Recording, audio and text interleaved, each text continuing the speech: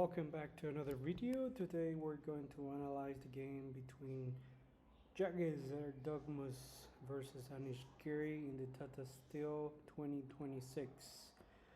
Here Anish Giri will take the victory as we can delight ourselves with this beautiful game that Anish did against Erdogmus. Erdogmus, which is in the elite sessions with these grand and great players that they are in the elite of chess world.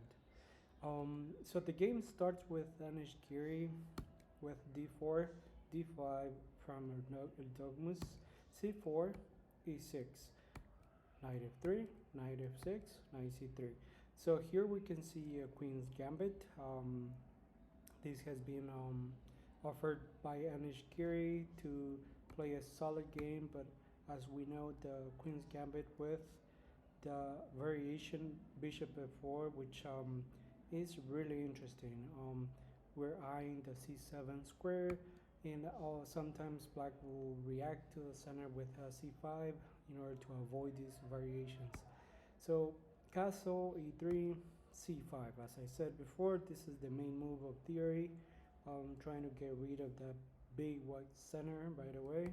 So d takes e5, bishop takes e5, queen c2, knight c6, a3.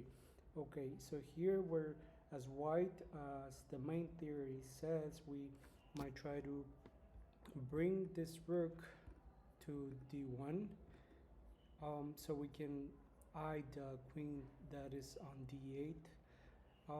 Also, we might play bishop to e2 and then castle sometimes. Bring the rook to e1 and try to play with d4, e5. Here, queen a5. Okay, but you might say, hey, chess from the shadows, you can play b4 here and win a piece. No, sir, I can't, because if I play b4, this would allow black to take with either the knight or the bishop, and if I take with ab, the queen would take the rook on a1 with check. So I'm actually losing a rook in exchange to a middle piece. So here we're gonna get back to here. So bishop e2, as I said, we're trying to castle. Knight to e4. This is an interesting move, which it's almost offering a pawn, but first white needs to castle because the knight on c3 is pinned. So Anish decided to go with c takes d5, knight takes c3, okay, in order to avoid those lines that I was telling you about. After castling, going knight takes e4, de, and then queen takes e4, winning a pawn, yes. So in order to avoid that, Erdogmus goes knight to c3, b takes e3, e takes d5, castle. So white is really good in development. Also, it's his king is really safe. In the opposition with black, the queen on a5 is a bit misplaced as far as I can analyze. So Erdogmus tries to put some pressure on the c3 pawn. Here Anish did something which is really smart, to push the weakness that he had on c3 to c4 in order to exchange the pawn that was a weakness for another pawn that's also a weakness on d5 for black. So here equal exchanges. Then bishop a5, queen a2, created a battery against f7 and the king on g8. Bishop a4, interesting move. He might like to trade the bishop before the knight, so Erdogmus might be doubling the pawns for Anish. So Anish avoids that variation by playing knight d2, bishop g6. Those bishops are really strong, and Anish, what he's trying to do right now is to play knight c4, so just to attack the queen and create like a nice initiative in the center with all of these pieces that he has available. So Erdogmus tries to defend the c4 square with knight e5. Here we played, Anish played bishop d5 and bishop d3. Okay, so here's where Anish thought, okay, I can exchange that knight that is preventing me to play knight c4 or knight d4, like with some initiative to attack the opponent's king. So let me just sacrifice the rook, exchange, so I can have some initiative. Okay, so bishop takes e5, bishop takes e5, knight f3. This is a wonderful move. So this allows to for black to play the and take the rook on f1, but we will take the bishop on e5, which is the second defender of the king's the castle king, right? Because he has only the black rook and the black bishop. So we're giving up the rook. Yes, the rook exchange, but we're also taking the defender of the black king. So bishop a6 is a bit like an imposition.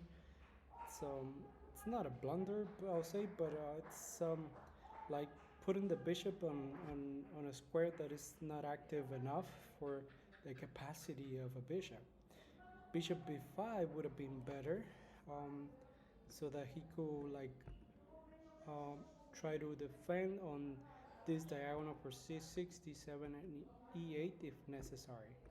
Because if you can see correctly, white is putting a lot of pressure on f7, so you need to defend that spot because either the knight or the bishop will be able to take the pawn on f7. If the rook takes, then the bishop will take, and the king cannot take because I have the queen different than the bishop.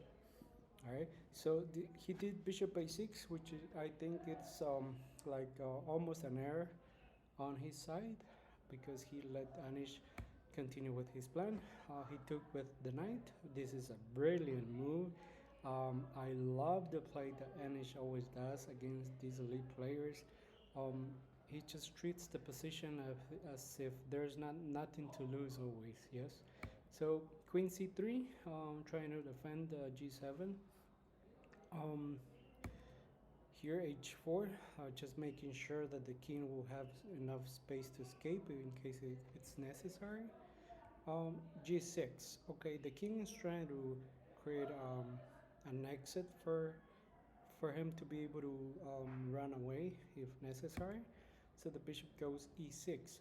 What bishop e6 does is that he allows the rook to have the file. Okay. In the opposite, where we had the rook on d1 and the bishop on d5, the bishop was blocking the rook's file, right? So that's why he played bishop e6. And then rook takes f7, so Erdogmus just did not want more pressure to it. So bishop takes f7 check, king h8, queen e6. So here, if you can imagine the position, you can pause the video. What would you like to do in this position? Because if you realize if the queen wouldn't be here, we just would need to play queen to f6, and that would be checkmate. Yes. So here's where Anish did a brilliant move, awesome move that I really loved it, which is rook d4. He's blocking the diagonal, so white can go queen f6 and checkmate the black's king. Okay, of course, Erdogmus saw that and he played bishop, queen c1, king h2, queen c7 check. Yes, because it's on the same diagonal for the white's king. So here, Anish did another brilliant move, which is you can pause the video and try to find it. I hope you paused the video and found it, but he did rook f4, which is another brilliant move. This blocks the check from the black queen and is threatening to go queen f6 checkmate. Yes, so he blocks the diagonal from a1 to h8 in order for white to not be able to checkmate the black's king. And here's where another brilliant plan from Anish's side, that he does not want to allow queen c7 anymore because that's the way he's like preventing the checkmate on f6 by checking the king. So he goes queen e7 first. Yes, So next time that he will go ahead and play rook d4, black will not be able to play queen c7. Okay, so because the queen will take the queen on c7. This is brilliant. So the rook blocks the diagonal, and then white will be able to play queen f6 checkmate. So there is no way to stop this mate, and therefore Erdogmus resigned. Please, you can support my channel to subscribe. You'll be able to see some analyzed games from the elite players. As you are someone who's trying to improve their chess, I am. So here you have a piece of analysis. I hope you enjoyed it and have a good one.